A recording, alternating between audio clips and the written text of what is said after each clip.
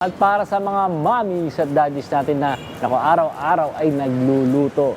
Ngayon, kasama pa rin natin si First Fire Officer 3 Mervin Luna para turuan tayo kung ano ba ang dapat nating gawin sa mga instances na masusunog. Kunyari yung kawali natin, no? Kita nyo naman, ready na tayo. Naka-protective gear tayo ngayon para sa ating demo. Pero Officer, ano po ba yung kadalasan na pinangmumulan ng mga apoy sa mga kitchen usually? Okay po, sir. Magandang tanong po yan, sir. So yung kadalasan po na nagiging sanhi po ng sunog sa ating mga kitchen, number one po dyan ay yung unattended cooking. Ako, ano po yun? busy. Yung po yung napapabayaan po natin yung niluto. Minsan kasi kadalasan, nagiging practice natin yung multitasking. And yung nagiging resulta nito, yung niluluto natin, nakakaligtaan pala natin. Pangalawa po, sir, hindi po maayos yung kondisyon po ng mga cooking devices natin. Especially po yung mga LPG, yung mga stove natin, minsan may mga defects na yan, pero ginagamit pa rin natin. And pangatlo po, sir, yung overheated oil. Kasi pag nasobra po yung init ng mantika ay pwede po yung lumiyag. Yan po yung mga kadalasan. Yun yung mga top na mga dahilan. Pero yes, usually po, kunyari sa mga mantika, nasusunog naman. Paano po ba ito naaapula? Ano po ba yung tamang paraan? Ano po yung dapat at hindi naman dapat gawin? Yes po, sir. Number one po na di po natin gagawin pag papatay po natin yung mantika na nasusunog ay yung lagay po ng tubig. Buhusan ng tubig kasi naiisip ka agad eh. Thinking na maapulan natin yung apoy. Pero hindi po yung mangyayari. So yung mangyayari po dyan ay mas lalaki po yung volume ng mantika mas lalaki po yung apoy. And kung may mga malapit po tayo na combustible materials, may mga kortina tayo, so pwede pong maabot yun ng apoy. So hindi po advisable na buhusan po natin ng tubig, yung lumiliyab po na mantika. So ano naman po ba yung advisable na gawin kapag sa nasusunog yung niluluto? Yan po. Magandang tanong din po yan, sir. So sa kitchen natin, madami po yung pwede natin gamitin para po mapatay natin yung apoy sa lumiliyab na mantika. Yung pinaka-practical na pwede natin gawin ay kunin po natin yung cover ng frying pan. So make sure na yung cover po ay fire resistive or hindi po dapat nasusunog. Okay? So ano po yung concept kung bakit po yung takip? Kasi sa sunog, yung fire extinguishment, ang sabi po dyan sa fire extinguishment, tatanggalin natin kahit anong element ng fire. So pag ginamit natin yung takip ng frying pan, so in-exclude natin yung oxygen.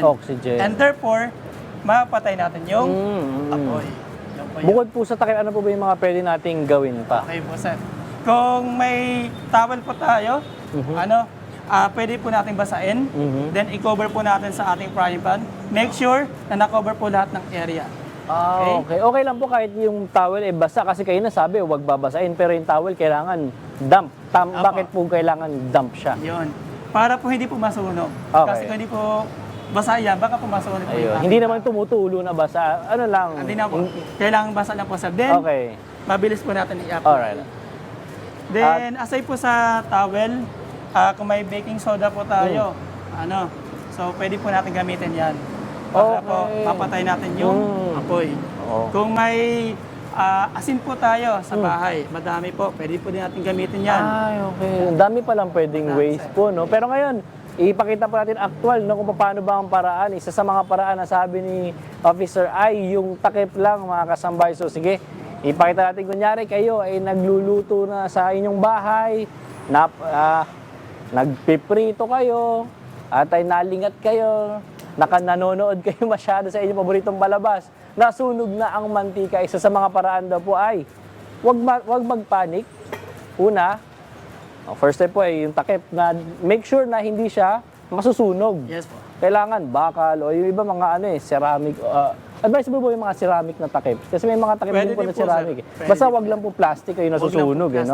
And make sure, una po, kung possible daw po, ay pwede patayin natin yung kalan muna o yung LPG natin para hindi na umapoy pa. At ingat natin yung mga braso at kamay natin bago natin takpan. So, huwag tayo magpapanik, tatakpan lang natin. Napakasimple lang. Ganun lang pala yun mga kasangbahay, no? Huwag na tayo magtawag pa ng kapitbahay natin. Pwede pala tayo na lang. At importante rin po na, pagkatakip po nito, pwede na po ba? Luto na ako ulit. Buksan ko yes, na. sir.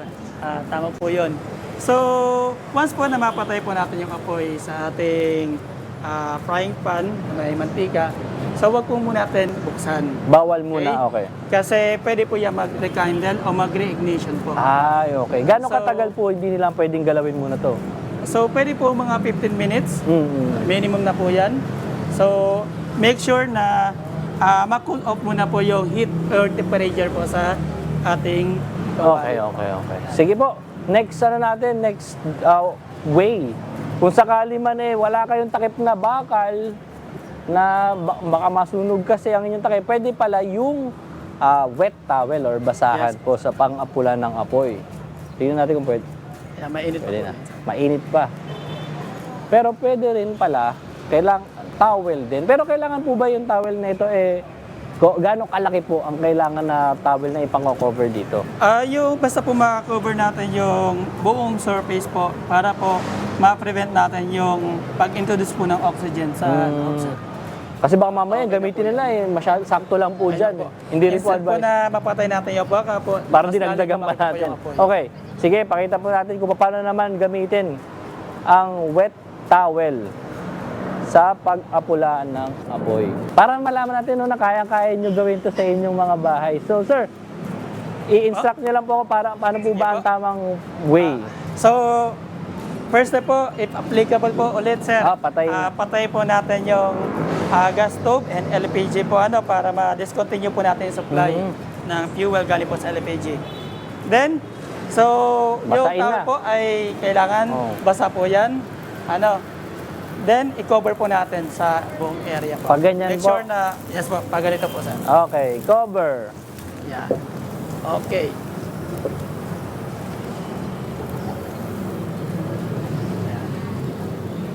Okay? Ganun lang. Isa sa mga paraan na ngayon kung wala kayong takip na hindi nasusunog. Pero dito po applicable din po ba na applicable po na hindi rin, ito nakita natin, binuksan natin saglit. So hindi rin po siya pwedeng tanggalin kaagad. Pwede pong mangyari din yung takip Yes na po. binuksan agad. So, wag mo na pong tanggalin yung towel po. And yung towel po ay dapat po wala pong mga butas-butas sana yan. Kasi kung may mga butas-butas yan, pwede pa rin po pumasok yung Okay, oxygen. mas maganda yung medyo mas maninipis yung na tuwalya ang gamitin natin. Pero gaano kabasa po? Baka mamaya iba hindi masyadong basa yung gamitin. Yes Gaano po. kabasa po ba dapat yung tuwalya So, natin? yung basa po na hindi na po tumutulo kasi baka po paglagay niyo po ng towel, Kaya nga po yung tulo po ay mas magpapa-agitate po yan sa apoy. Okay. So, ina po na mabasa po yung towel na hindi po kaagad masunog. So ito, maganda nga po na hindi natin kaagad tatanggalin din po yung towel. No? Kapag lagay natin, 15 minutes din bago natin buksan ulit. Pero maganda, alam natin itong mga paraan na to para naman ligtas tayo sa ating mga bahay, lalo sa mga kasangbahay natin na araw-araw nagluluto. Pero bukod po dito sa ating kitchen, sa experience po ninyo sa inyong trabaho, ano po ba yung mga madalas nagiging source po ng apoy sa mga narespondihan po ninyo? Maliban po sa kitchen. Maliban po sa kitchen. So, based po sa data po ng ating investigation unit, ay nagtap po dyan yung electrical connection. Ay, nako. So, may mga overloading po, faulty wiring. Pangalawa po yung open flame, then yung cigarette butts po, yung Ay, nako, paninigarilyo. sigarilyo.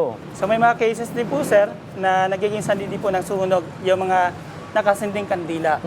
Naiiwan din po Naiiwan din po. nakasindi. Especially po, may mga cases na yung mga batang naiiwan, Opo. pinaglalaro po yung mga Ay, kandila. okay. Good, sir.